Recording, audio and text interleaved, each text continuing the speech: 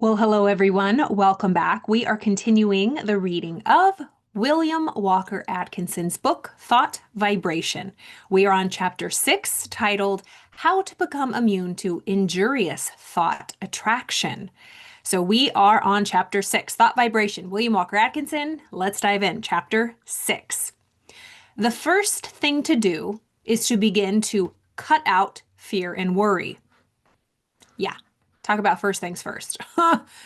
The first thing to do is to cut out fear and worry. Easier said than done. We can become addicted. Most people are, I would say everybody is, unless you do your daily work, and it does take daily work. Every single day, there's something to grab our attention, to put us in a state of fear or worry. It's pretty much the unknown. And especially if you're somebody who continues to grow and to learn and expand and get out of your comfort zone, it's the unknown. And so fear and worry are automatic. However, we can learn through working with our subconscious mind and our thoughts and just being aware, to be honest, to notice these fear and worry thoughts. Just observe them. Of course, we're human, we have them, but then shift them. Okay. It's not to avoid them or to bypass them or to ignore them or push them down. It's just to observe them, question them, reframe them, name and reframe it. Notice where it comes in up in your body, because we really do keep that in our body. It's not so much a conscious thought, it's more a subconscious emotional feeling state. So the first thing to do, cut out fear and worry. Fear thought is the case of much unhappiness and many failures. You have been told this thing over and over again, but it will never bear repeating. Fear is a habit of mind which has been fastened upon us by negative race thought, but from which we may free ourselves by individual effort and perseverance.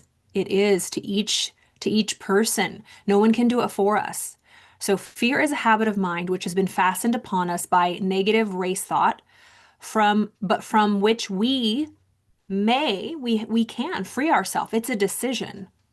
A lot of us think like, oh, come on, Carla, don't be ridiculous. That's just how the world is. It's like, your world is whatever you want it to be. And people will think you're crazy. Yes, they will. Yes, they will. But are you tired of living at the effect of the outside world? Are you done living from the outside in? Are you ready to live from the inside out? That takes guts. That takes quieting the mind.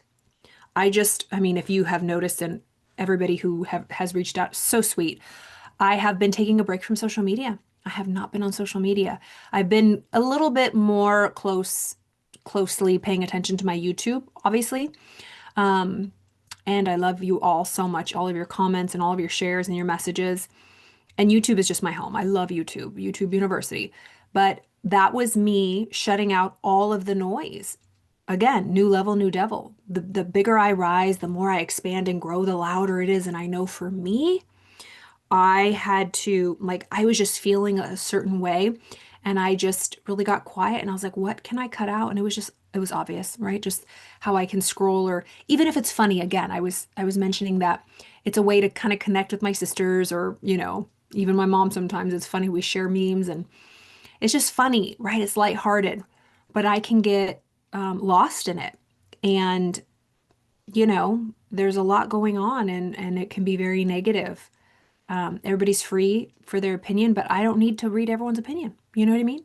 I'm a human, and it affects me. So taking a break from that. So we have to decide to free ourselves. All right. Strong expectancy is a powerful magnet. Ooh, what are you expecting? Are you expecting anything? What are your expectations? I've taught a lot about this. People have such a negative relationship with expectation. Through fear, people have taught you and me and all of us to don't expect anything. Don't get your expectations up. You'll be disappointed. Expectations are disappointments in waiting. I will never forget, I always had the greatest expectations. Really hopeful, optimistic, glass half full, really positive, and just really childlike, hopeful. And when I got older, I started to get the message, or believe rather, that it was just a part of growing up, that it was very immature and irresponsible to be expectant and be positive. And I fell for it. I did. I really did. But it wasn't for long, but I still struggle. Well, I mean, not really, but I know when I fall into that old belief pattern that I allowed to seep in. And I just, nothing pisses me off more than problem focused negativity. It takes no effort, it takes no energy to be negative and to point out the problem. Now, does that mean we don't? No, we do it and then we move on to the solution or to the positivity. Take all the time you need to process whatever comes up. Again, it's not about bypassing. I'm a therapist, I deal with it all the time, myself primarily. And thank God I have the tools and the skills, but it takes work every day. I always laugh when I talk to other therapists. We're like, we're the worst. I even have some clients. I've had a few over the years, therapists need therapists. And we always laugh. We're like, yeah, we tell our clients to do it, but we fall off the wagon, right? But we get right back on. We know better. And so it's about emotional regulation, but back to expectancy. What are you expecting? Do you have your expectations up? This is a really key point. Have the highest expectations for yourself. Expect the best in your life, but never expect anything from anybody else. That's where you can get disappointed because you can't control anybody else.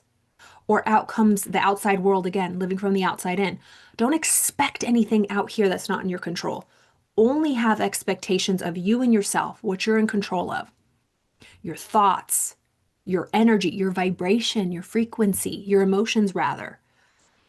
What you get emotionally involved with, what's your predominant mood, where you spend your thoughts, what kind of mental diet, what do you read, what do you listen to, what kind of music. Have the greatest expectations because if you get what you expect. You get what you expect. There's a great line in Raymond Hollywell's book, Working with the Law. Never expect anything you don't want. Never expect anything that you don't want. Why would you expect anything you don't want? Because you get what you expect. Never expect anything you don't want, but many people do that. Oh, I knew it. We're expecting somebody to be rude. We're expecting somebody to be in a bad mood. We're expecting there to be traffic. We're expecting not to find parking. Like, is that what you want? And it's like you're not even at the parking lot yet, and you're already expecting not to find a space or whatever, or to get bad service, or for it to be a miserable day. Like, what are you expecting? Never expect anything you don't want. And don't ever want anything that you don't expect. So, for example, don't ever want to grow and be challenged. Don't want that and then be shocked that it came in different ways, like that you didn't expect. So don't ever want something like, I really want, this is it. There's so many examples, but like, I really want my perfect partner. I really want my dream soulmate. And then you meet them the next day and you're like, oh, well, I'm not ready. Like, I wasn't expecting that. Don't want something that you don't expect immediately. Not that it happens immediately, it can. But like, if you are not ready to accept it, to receive it, don't expect it. Don't want anything that you don't expect, and don't expect anything that you don't want. Roll that around until you understand it. So strong expectancy is a powerful magnet because you get what you expect. He of the strong, confident desire attracts to him the things best calculated to aid him, persons, things, circumstances, surroundings. If he desires them hopefully, trustfully, confidently, calmly. And equally true, he who fears a thing generally manages to start into operation forces that will cause the thing he feared to come upon him. Isn't that like a story in the Bible, Job? Oh, what I have feared has come upon me. Lord, we all Jobs, okay? We all, if you've lived and you're honest with yourself, look what it says. He who fears, so something that you feared in life, maybe it's happening to you now, but think about your life. Something that you were really afraid or just like your worst nightmare. It says, He who fears a thing generally manages to start into operation forces which will cause the thing he feared to come upon him. Like we magnetize towards us exactly what we didn't want. We're like, and then we start making narratives and stories. I have done that more times than I, uh, can count. But this is what it means. Whatever we're focused on, and unfortunately, we are wired for survival, so we're focused on the most fearful thing that we're a threat, even if it's not even real, which is an imagination. We have no self-control. We have no training of our mind to be able to, yes, notice what we're afraid of, look at it, be realistic, take the precautions and necessary steps needed to protect ourselves, and then switch our mind to what we want. Where focus on where you want, because wherever you're focused, you will end up. So don't focus on something that you don't want. It goes back to where our attention is, just like you're riding a motorcycle. I use this example all the time. When I was going to get my motorcycle license and you had to go through the cones, right? To like a test on the, what is it called? I don't know. The driving test. And there are different cones and you have to bob through them without hitting the cones. Where do you think I was focused on? And most people, I was looking at the cones. Where do you think my motorcycle went? To the cones. And then the guy told me, because I think that was actually a test, like a pre-test to like practice for the course, training course, whatever. He says, focus on where you want to go between the cones. Focus on the asphalt between the cones. That's where you want to go. Don't focus on where you don't want to go. It's such a beautiful metaphor for life. Or driving and the headlight is right towards a tree and you don't want to hit the tree, but the headlight is shining on the tree. Focus on the open road and turn. Don't focus on the tree. If you're focused on the tree, you will hit the tree. It's like your focus is so laser sharp. If you are focused on what you don't want, you will run right into it. Okay? So we have control to change and shift our attention, our energy, our focus. All right. So many people end up attracting, magnetizing to them what they don't want, what they fear. Don't you see? The man who fears really expects the feared thing. And the eyes of the law is the same as if he really had wished for or desired it. Okay. I had the hiccups, pardon me. Okay. He says, don't you see? The man who fears really expects the feared thing. And the eyes of the law is the same as if he really had wished for or desired it. The law is operative in both cases. The principle is the same. Wherever you focus your attention, wherever you focus your expectation, that's what you'll get. You'll magnetize towards you. You'll put forces. What does that mean? You start to get emotionally involved and get riled up over an emotion, good or bad. And then it just starts, that's your vibration, that's your frequency. And then you just, by law, by universal law, just like you're planting a seed in the garden, it will take root and you will harvest that, baby. All right. The best way to overcome the habit of fear is to assume the mental attitude of courage, just as the best way to get rid of darkness is to let in the light. It is a waste of time to fight a negative thought habit by recognizing its force and trying to deny it out of existence by mighty efforts. So don't fight with something. Just observe it, breathe through it, regulate your nervous system, calm down, and try to just find the best reframe for it. The best, surest, easiest, and quickest method is to assume the existence of the positive thought desired in its place, reframing. And by constantly dwelling upon the positive thought, it will manifest into objective reality. So true. And if that's difficult for you, find a friend, find somebody to talk it out with, journal, do a video diary. I don't care. Reach out for help if you need it. Whatever it takes. You don't have to stay in the basement, in the emotional basement, especially if you already worked yourself up into like a tissy about it. Therefore, instead of repeating, I'm not afraid, say boldly, I am full of courage. I am courageous. You must assert, there's nothing to fear. which, although in the nature of a denial, simply denies the reality of the object causing fear rather than admitting the fear itself and then denying it. To overcome fear, one should hold firmly to the mental attitude of courage. So I am courageous. You are courageous. Say your name. Like, Carla, you are so courageous. You are so courageous, Carla. Like, I love to say, what is it? Second person? He should think courage, say courage, act courage. He should keep the mental picture of courage before him at all times until it becomes his normal mental attitude. Hold the ideal firmly before you, and you will gradually grow to its attainment. The ideal will become manifest. Yeah, what's your ideal? Let the word courage sink deeply into your mind and then hold it firmly there until the mind fastens it in place. Think of yourself as being courageous. See yourself as acting with courage in trying situations. Realize that there is nothing to fear. The worry and fear never helped anyone and never will. Realize that fear paralyzes effort and that courage promotes activity. And lean on other people, lean on their courage, lean on their faith, lean on their belief in you. Yeah, fear paralyzes. It's like a freeze response. The confident, fearless, expectant, I can and I will man is a mighty magnet. So a person who is confident, fearless, and expectant, I can and I will, is a mighty magnet. They attract to themselves just what is needed for their success.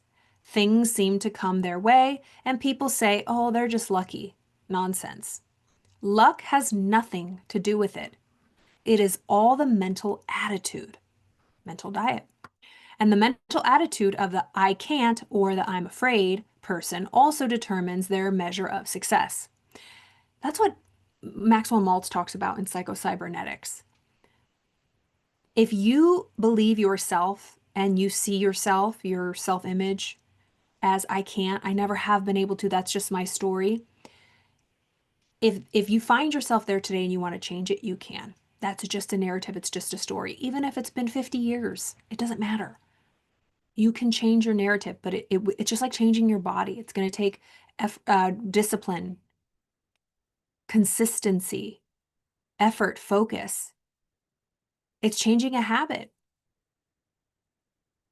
So saying I can't or I'm afraid is just a habit. It's a neural pathway. We can change it. We are malleable. We have, neuroplasticity to change. Okay, so this person who says I can't and I'm afraid also determines their measure of success. There's no mystery whatsoever about it. You have but to look about you to realize the truth of what I have said. Did you ever know a successful person who did not have the I can and I will thought strong within them?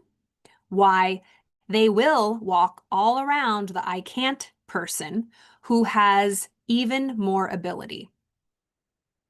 Yes, somebody who has less ability than you, but has an I can attitude, and you have all the ability and skills in the world, but you have the I can't, they will run circles around you because they have the belief that I can. I can and I will. They will walk all around you when they even have less ability.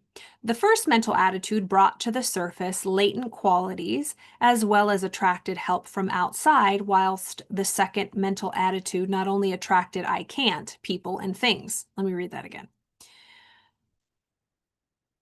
The first mental attitude brought to the surface latent qualities as well as attracted help from outside. So the I can attitude helps you bring out qualities that have been just dormant, attracted people from the outside, whilst the I can't attitude, the second mental attitude, will only attract I can't people and things. That is exactly like our drawing of, I had to put all my drawings away, so it'll just pop up like toast. I'm looking at it right now. Yes. Okay. Okay, you know how we talk about our moods and our thoughts and our frequency and our vibration? And energetically speaking, or visually rather, okay, so picture you as a building. You are like this big building and you have many different floors. Every floor represents an emotion or a vibration. Remember, your vibration is just the feeling, the state you're in, your emotional state. Your emotional state dictates your vibration. That's what people feel. They feel your emotions, but we call it vibrations because it's very, it's thick. It's energy. We are energetic beings and we pick up on each other's thoughts and feelings, not exactly what they are, but how they feel. Because we could feel, when someone's really mad, you're like, ooh, woof, give them some space. Anyways, think of yourself as this building and we have different floors. Basement, we all have an emotional basement, and we all have an emotional penthouse. Again, this is just an example. We have many different floors than this. But what he's saying here is the first mental attitude, the first feeling of I can and I will is more penthouse type. It's more penthouse frequency, more penthouse energy, more positive, more high vibration. And he says that when you are in the penthouse, so to speak, I can, I will, I'm capable, you will attract more thoughts, feelings like that. You will attract people who have an I can penthouse attitude, and you will attract all the different qualities and gifts that are in your penthouse self version.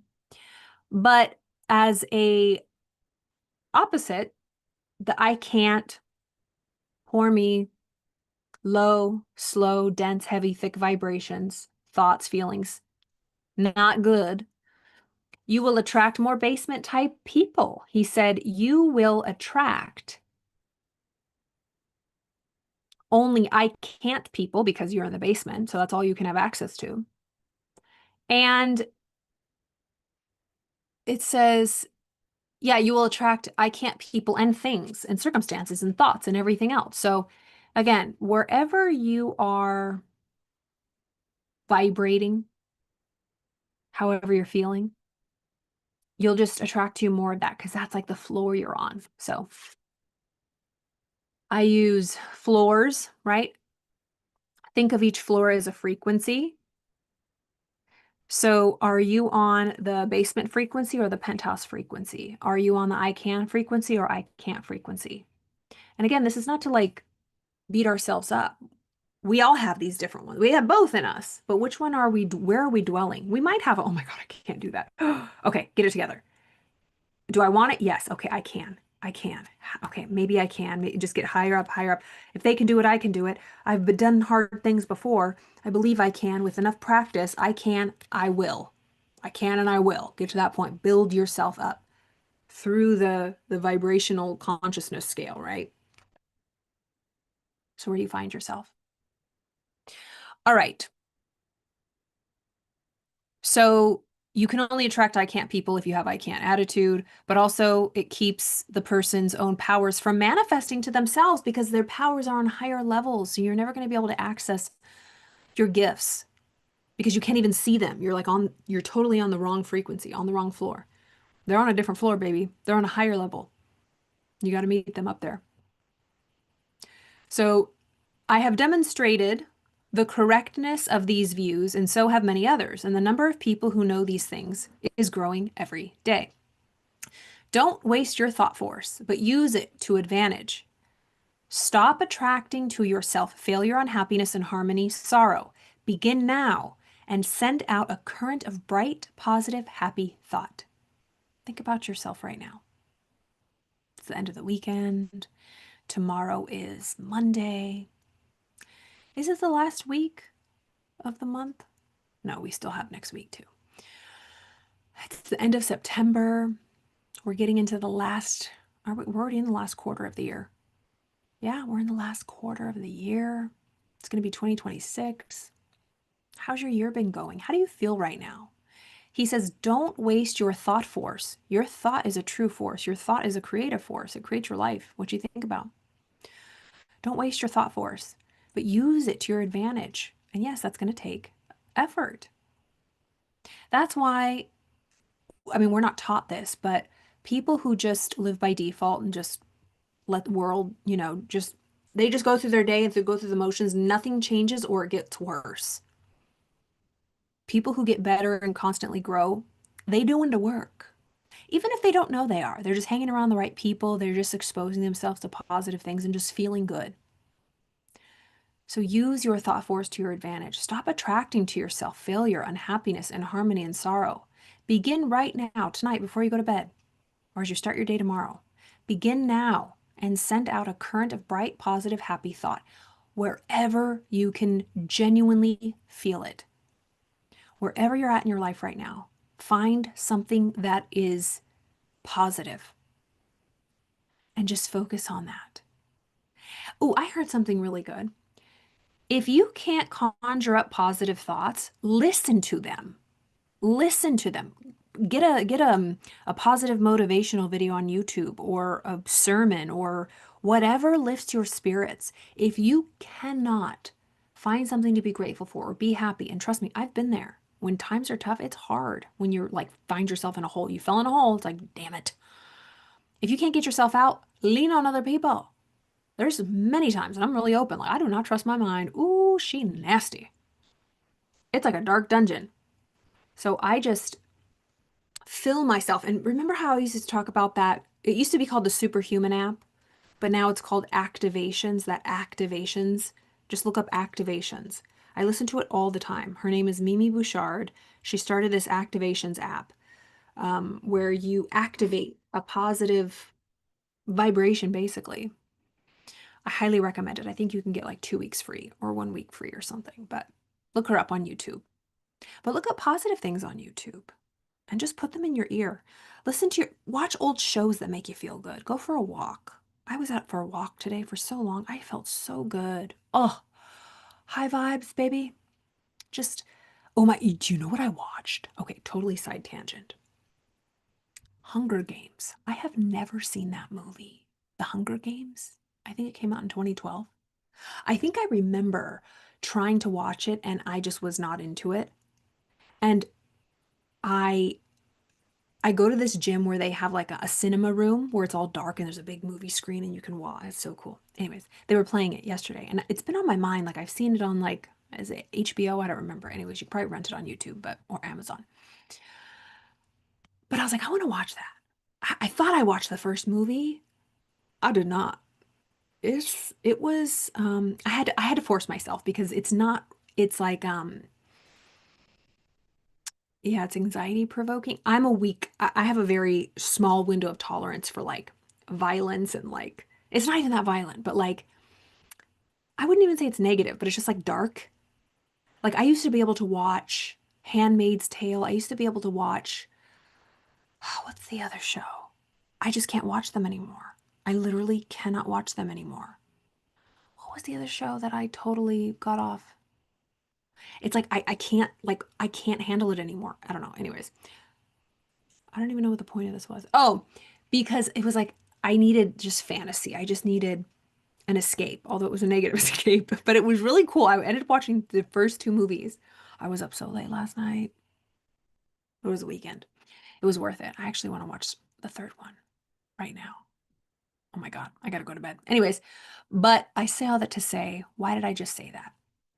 Oh, because if you can't find positive thoughts, find a positive, happy movie. Don't watch The Hunger Games, but something that is positive, like a Disney movie or something so silly like a children's movie, a cartoon movie, or something that, like all those Disney, like Pixar movies, those are very adult friendly as well. But just something like movies from the past that are just feel good movies that you maybe you haven't seen in a long time. Anything, comedy specials, sitcoms, binge watch some stuff to make you feel good if you have to shift your attitude and you can't get yourself out of it. Have something else get you out of it. But yeah, wow, that's still fresh in my mind. The Hunger Games. Wow, that's crazy. Okay, don't waste your thought force. Yeah, be positive right now. Think of something bright and happy, or fill your mind with something bright and happy. Let your prevailing thought be, I can and I will. Think, I can and I will. Dream, I can and I will. Say, I can and I will. And act, I can and I will. Live on the I can and I will plane or floor or frequency. Live on the I can and will frequency. And before you are aware of it, you will feel the new vibrations manifesting themselves in action. You will see them bring results. You will be conscious of the new point of view, and you will realize that your own is coming to you. And this is also a truth. You know, when you are on the higher floors, you're on the higher vibrations, you're on the higher frequencies, on the higher floors, you're on the penthouse. You will have access to penthouse thoughts, penthouse people, penthouse things, and you will have a higher view. You could see everything. You have a bigger view. When you're down here, you can't see nothing. It is dark and hopeless. Dark, stinky, hopeless. And so is everything on that floor, the neighbors included. Okay? So it behooves us. Let's get on that frequency. They'll bring you results. You'll have a new point of view, a higher point of view. And you will realize that your own is coming to you.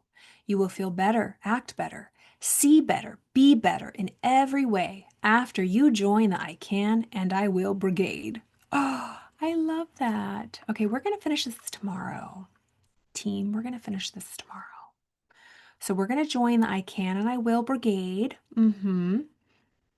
And we will finish part 2 of chapter 6 tomorrow, my friends. I hope you enjoyed that. This is a good chapter. Eliminating fear, worry, and doubt. I think I added doubt. Eliminating fear and worry, although doubt comes along with that. So I want you to ask yourself right now, what is it that is causing you to feel fear? Even if it's so slight. Like, for example, I had an issue, a prolonged issue with my toe because I was running and I got an injury. Anyways, my toenail fell off.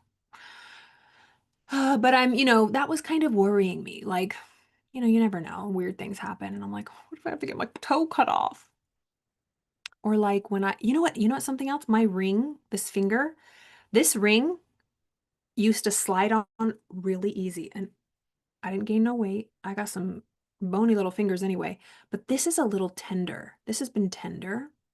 And it's like hard for me to get my ring over that. I mean, it fits just fine. But that was like worrying me, right? Or what? Yeah, it was. And it's like, I'm not gonna nothing is wrong. I mean, it's a little sore. Maybe I injured it. I don't know. But nothing, it's not too bad. But like, I'm talking anything little like this that worries you, or anything huge, like something that's going on with your family members, or hell in the world. Hello. Things that are worrying you, things that are causing you fear. I have a great EFT tapping script for fear. Is it fear or anxiety? It's anxiety. I have one for anxiety, one for sadness, and one for anger. I mean, I have a lot, but those are the ones I have on YouTube. I'll link below in the comments on the YouTubes for my anxiety tapping. But just relax. Find a way. Get a weighted blanket. Get a weighted blanket and just calm. Put a mask on. Put your noise canceling earphones in and put a weighted blanket on. Just for 15 minutes. Put some binaural beats and just breathe. Just calm your body down. There might be nothing you can do, but just calm your body down. You're only responsible for calming your body because there are things. We live in a world of duality, and there are good things in this world and there are really dark things, light and dark. We live in this world of duality. And both, it's like what is it, like DBT in therapy? Both can be true. You can both be very worried and afraid and scared, and you can also be very grateful. Not exactly at the same time, but like the both can exist in your life. I always think about people, and I've worked with, I remember a friend of mine. I think they got married the night before they got married, like their cousin was he was supposed to be in the wedding, and he passed away in a car crash. And the wedding was the next day and they couldn't cancel it. They had to celebrate their wedding and then grieve the loss of their loved one.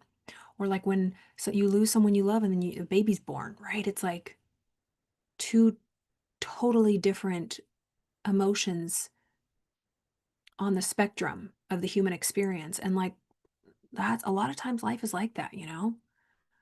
It's not like things are good and then things are bad. It's like sometimes they're just both at the same time and you just go through the waves and you breathe through it. So, back to it. If you're experiencing fear or worry, that's okay. You're human. And just notice what you're consuming.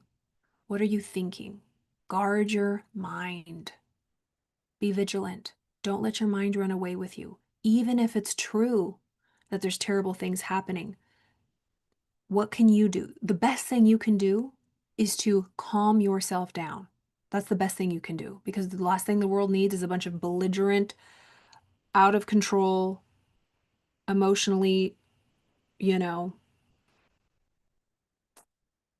unhinged people. And we're seeing kind of some of that. But there's a great saying. It's from the book, The Disappearance of the Universe. And there's this, would you say it's like, what is it called? Not an enlightened master, ascended master, says the people of the world will never have peace until the people of the world have inner peace. I actually saw a license plate of a person that said, "Peace, please."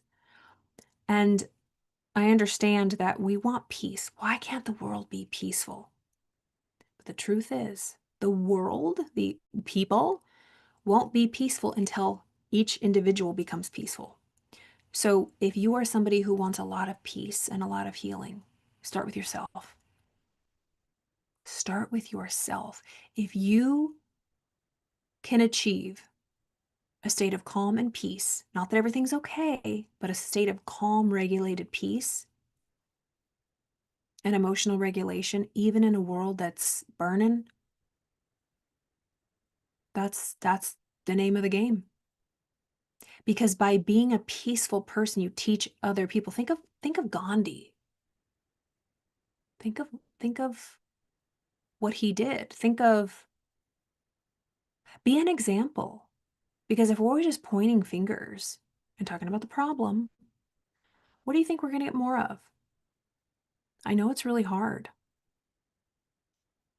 but just take care of yourself. That's the best thing you can do for the world, you know?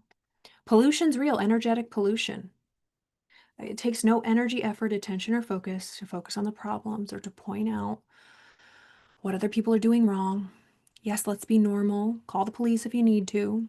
Like, for example, God, people were a little wild on the road this week. Like, I had a couple people, like, have you ever been driving and like you see in the back in the rearview mirror, like somebody get right behind you really fast and like on you, like they're gonna hit you, and you're like, what the hell? What are you doing, buddy? Like, Jesus, where you gotta go? But I think, okay, I'm usually I would get triggered, but I have like a process that I do, thanks to A Course in Miracles, of just staying calm. That's all I can do. I literally move over if I can, or I just pray. I'm not mad at the person. I don't know what the person's doing. It's not my business. I'm not going to judge them because what I do to my brother, I do to myself. But I will also call the police. And I will also say there is somebody who might be drunk or might need to be pulled over and is a danger to the road, you know? Also, I was at the gym and there was like this relaxation room and there was a couple people actually, which boggled my mind. It happened yesterday and it happened a few days ago. It's like a calm zen like waterfalls and totally quiet dark room where there's relaxation chairs and this guy is on speakerphone with a barreling voice. I mean, he could have done voiceovers. It was a beautiful barreling voice, but what are you doing? I was like, that is so inconsiderate. How rude. Or I felt myself getting mad, righteously, right? But as my spiritual practice teaches me, anger is never justified. I am never upset for the reason I think. This is all Course in Miracles stuff. I noticed that. Because again, I would have been right and I would have been mad, but my subconscious mind, I'm the one suffering and I'm judging this person. Would I have been right? Sure. But would I have been happy? No. So what did I do? I noticed it. I thought, wow, that's interesting.